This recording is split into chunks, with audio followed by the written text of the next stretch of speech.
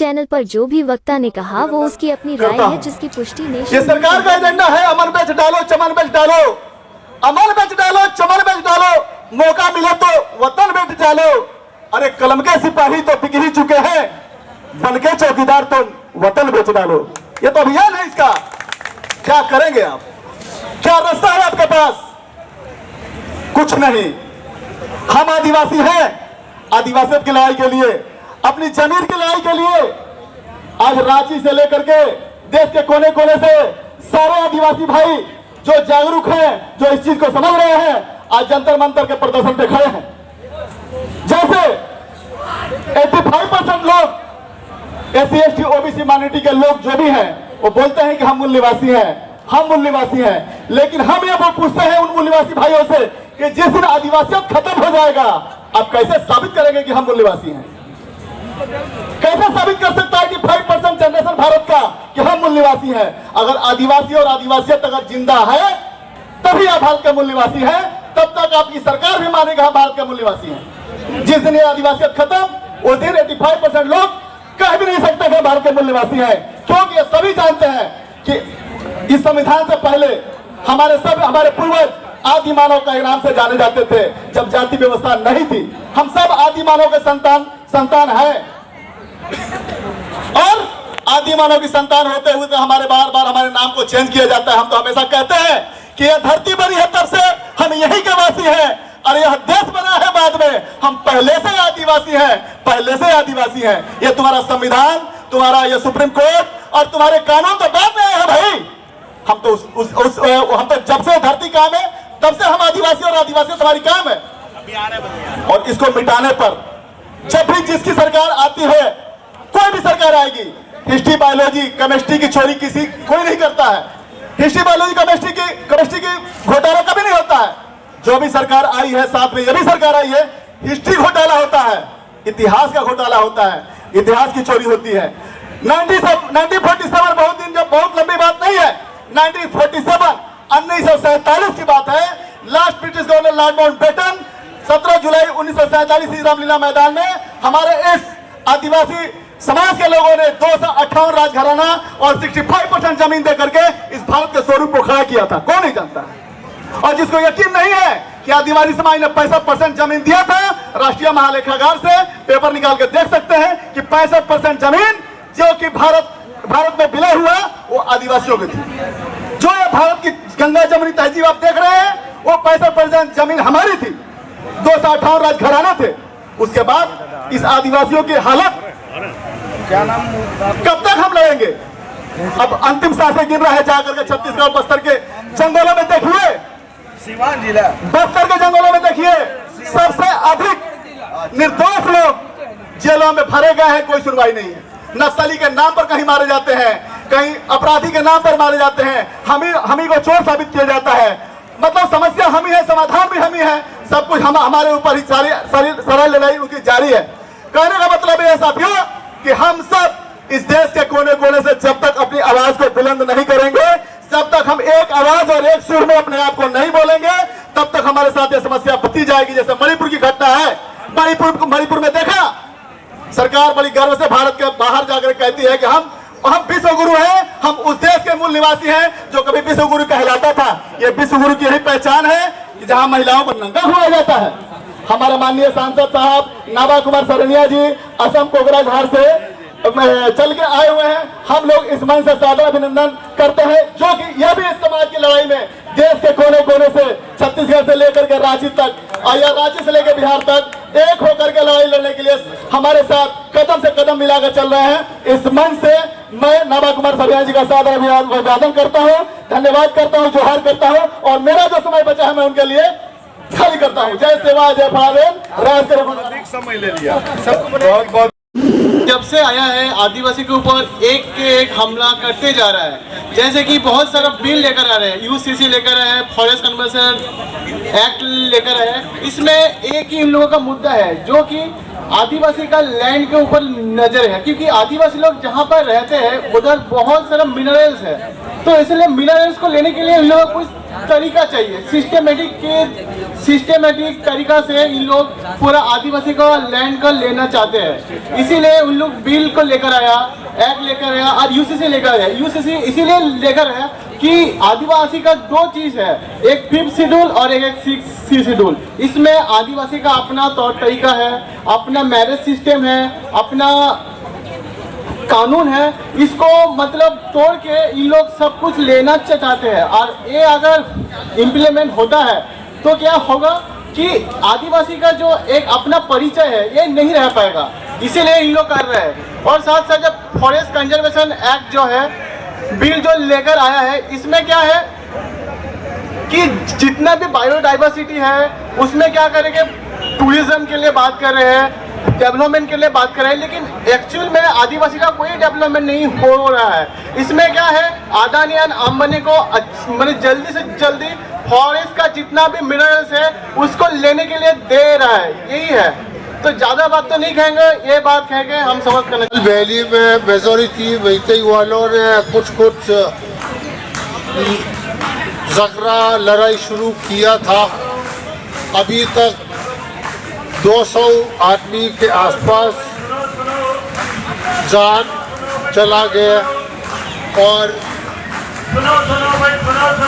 5000 लगभग आवाज फैमिली का आवाज बढ़वाओ थोड़ा आवाज। मकान जला गया है।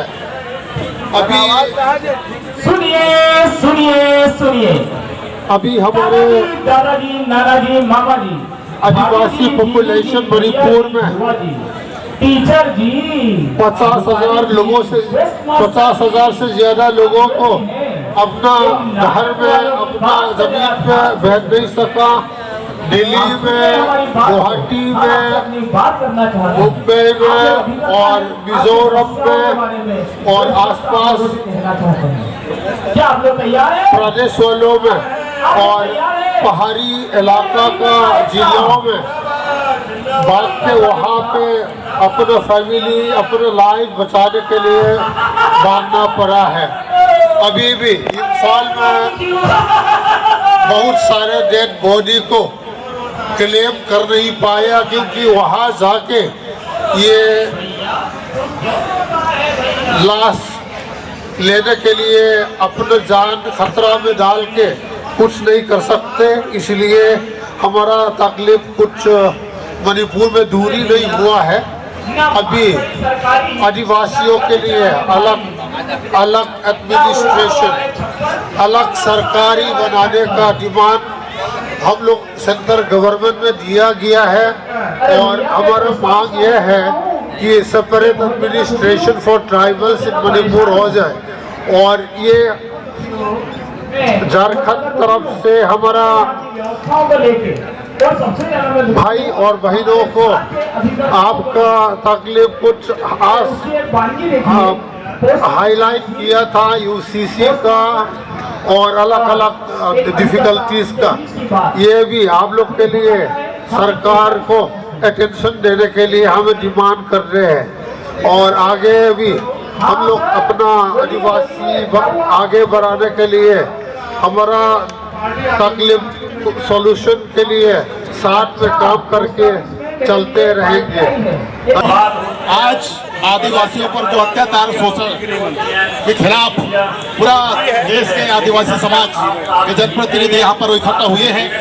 आप सभी को बहुत बहुत धन्यवाद मैं प्रस्तुत करना चाहता हूँ कि आप लोगों ने देश में हो रहे अत्याचार और शोषण के खिलाफ, हमारे जो संविधान में छेड़छाड़ हो रहा है उसके खिलाफ आप लोगों ने आवाज उठाने के लिए यहाँ पर एकत्रित हुआ है। जैसे कि समान नागरिकता संहिता की बात की जा रही है, समान नागरिकता संहिता की अगर बात करके मैं सरकार से कहना चाहता हूँ कि आप कौन से नजरिए से देखते हैं कि यहाँ पर भारत में एक देश और एक नागरिकता की बात करते हैं। यहाँ पर जब लोकसभा भवन की जब भूमि पूजन की बात होती है, एक राष्ट्रपति जो दलित समुदाय से आते हैं उसको आप लोग बुलाते नहीं हैं। जब उसका लोकार्पण होता है तो आदिवासी यहाँ पर जो राष्ट्रपति है उनको आप बुलाते नहीं है, तो किस लिए नहीं बुलाते हैं, मैं सरकार से पूछना चाहता हूँ। साथियों, ये भेदभाव के कारण हमारे आदिवासी और दलित समुदाय को भेदभाव नजरिए से देखते हैं और कहते हैं ये लोग समान नागरिकता संहिता लागू करेंगे। ये बिल्कुल ऐसा नहीं होना चाहिए। अगर ऐसा होता है तो हमारे आदिवासी और हमारे एसटी, एससी, ओबीसी के साथ में, माइनॉरिटी के साथ में भेदभाव होगा, हमारे भारत को तोड़ने की बात होगी। साथियों, इस तरह से वन संरक्षण बिल को इन्होंने लाया है, बिना चर्चा कराए, बिना डिबेट कराए लोकसभा में इसको पास कराया गया है। और ये भी कहना चाहूंगा साथियों, इन्होंने जो है, चाहे राज्यपाल के नाम से हो या राष्ट्रपति को हो, इन्होंने आदिवासियों को, दलितों को जो राष्ट्रपति बना करके, मोहरा बना करके, कंधे पर बंदूक रख करके और आदिवासी और हमारे जल जंगल को समाप्त करने की बात नहीं की जा रही है। हमारे ही लोगों के द्वारा हमारे कानून को समाप्त करने की बात कर रहे, हमारे संविधान को छेड़छाड़ करने की बात की जा रही है। बहुत साजिश के साथ में इन लोगों ने हमारे इन लोगों को सामने करते हैं और कंधे पे बंदूक रख करके हमारे अधिकारों को खत्म करने की बात करते हैं। आने वाले जो है 24 के लोकसभा चुनाव में इनको पूरा देश मिलकर के, पूरी आदिवासी समाज मिलकर इनको सबक सिखाने की जरूरत है, तभी हमारे हक और अधिकार और हमारा संविधान बचेगा। और मैं ज्यादा नहीं कहूंगा। बहुत साथियों, हमारे मणिपुर से जो बहनें आई थी अपने दर्द को यहाँ पर बयां किए है। मैं चाहता हूँ कि पूरे देश से यहाँ पर जो हमारे प्रतिनिधि यहाँ पर पहुंचे हैं आदिवासी समाज के, वो सारे आदिवासी समाज के जो प्रतिनिधि यहाँ पर आए हैं, अपने क्षेत्र में जाकर आवाज को बुलंद करें और सब पूरे एक देश और एक आदिवासी की बात करें। और इन्हीं शब्दों के साथ में एक नारा लगाना चाहता हूँ, एक तीर एक कमान, एक तीर एक कमान, हम सब, हम सब। धन्यवाद। चलिए, बहुत बहुत धन्यवाद। हमारा धरना में आप सभी का स्वागत है। अब देश के आदिवासी जाग जाए। अब समय आ गया है कि देश के आदिवासी, जो इस देश के जो मूल निवासी है, अपने हक अधिकार के लिए अगर हम नहीं जगेंगे तो आने वाला जो पीढ़ी है, समय है, आदिवासियों को नष्ट करने का मेहनत के बाद भी पूरा षड्यंत्र चल रहा है। कम होती है, लेकिन यूसीसी उसका एक उदाहरण है। यूसीसी के माध्यम से आदिवासियों का जो विशेष अधिकार दिया गया है, वो राष्ट्रीय स्तर पर हो या राज्य स्तर पर, सभी विशेष अधिकार को समाप्त कर आदिवासियों को समाप्त करने का एक षड्यंत्र रचा गया है। आज का ये धरना एक आदिवासी समाज को जगने का और जगाने का एक संकेत है। इसलिए इस मंच के माध्यम से मैं सरकार को आगाह करना चाहता हूँ, ये संकेत को संकेत ही रहने दे, अन्यथा आने वाला समय में ये देश के जो मूल निवासी आदिवासी है, पूरे देश में चक्का जाम करेंगे, हो हल्ला करके पूरे देश का जो विधि व्यवस्था है उसको तहस नहस करने का काम करेंगे। इसलिए आदिवासी समाज एक शांति प्रिय समाज है, इसको छेड़ने का काम ना करे, तभी जो है ये देश शांति रहेगी। इन्हीं चंद शब्दों के साथ हम अपने हर राज्य में आदिवासियों के ऊपर हमला किया जा रहा है। इसलिए आदिवासियों से मैं जानना चाहूंगा, आने वाला चुनाव में मोदी सरकार को उखड़ने का काम करेगी। और आज भारत के राजधानी दिल्ली में आए हुए हैं, आज चेतावनी के रूप में आए हैं। जब जरूरत होगा तो तमाम जो आदिवासी हैं, तमाम जो राज्य से आदिवासी आए हैं, उकड़ने का काम करेंगे। सभी आदिवासी को फिर से मैं जोर करता हूँ, समय नहीं। हम लोगों के साथ जो घोर अत्याचार हो रहा है,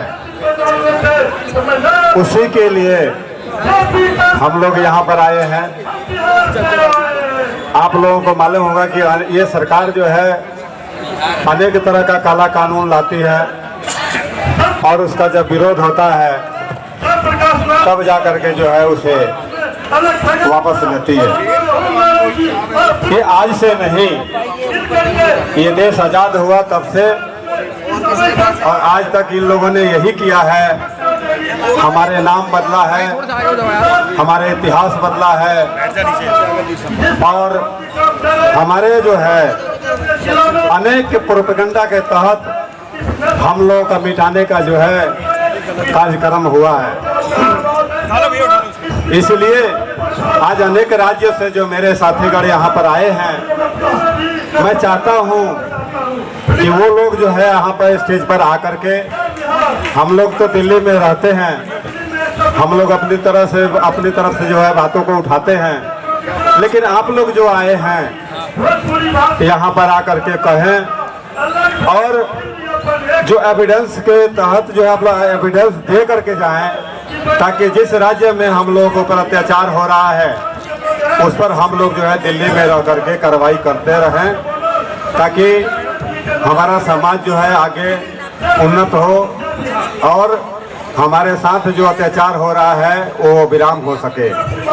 लेकिन ये सरकार जब तक रहेगी किसी भी समाज का न तो उन्नत हो सकता है और ना ही अत्याचार रुक सकता है।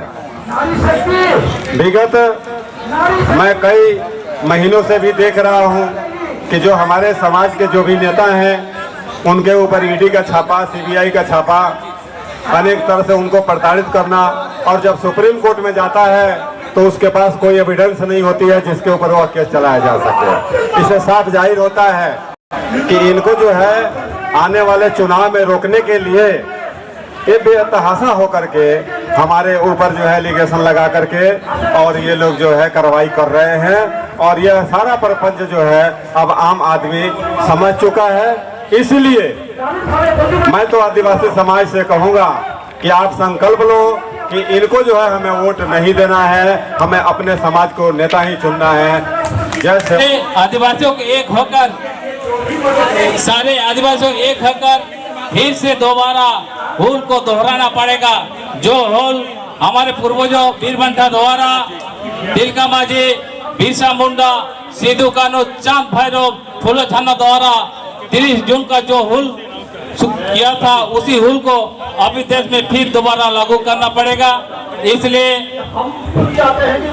यहाँ उपस्थित सभी हमारे क्रांति भाइयों को, बहनों को अनुरोध है कि अभी से आप लोग तैयार हो जाइए, क्योंकि हम आदिवासी शुरू से ही अपना हक अधिकार के लिए लड़ते आए हैं और आगे भी लड़ना ही पड़ेगा।